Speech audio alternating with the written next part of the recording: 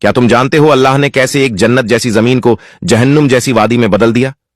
یہ قوم سبا تھی۔ اللہ نے انہیں بہت نعمتیں دی تھیں، ہر طرف سبزہ تھا، پانی تھا، سکون تھا۔ یہ بند ان کی زندگی تھا۔ پانی کھیتوں تک جاتا تھا، زمین سونا اگلتی تھی، ان کے دائیں بائیں باغ تھے، پھل اتنے کے گن نہیں سکتے تھے، بھوک ان کے قریب نہیں آتی تھی، ان کے بازار آباد تھے، تجارت دور دور تک جاتی تھی، امن تھا، راستے محفوظ تھے۔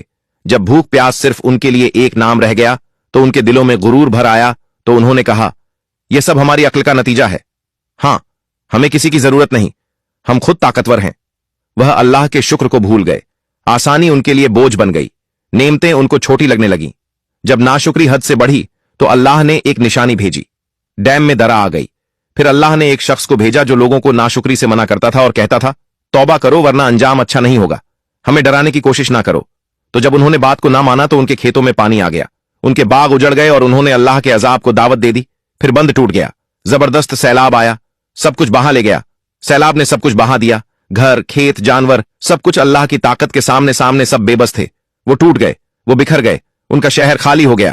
اللہ نے دیا، انہوں نے شکر نہ کیا، اللہ نے لے لیا۔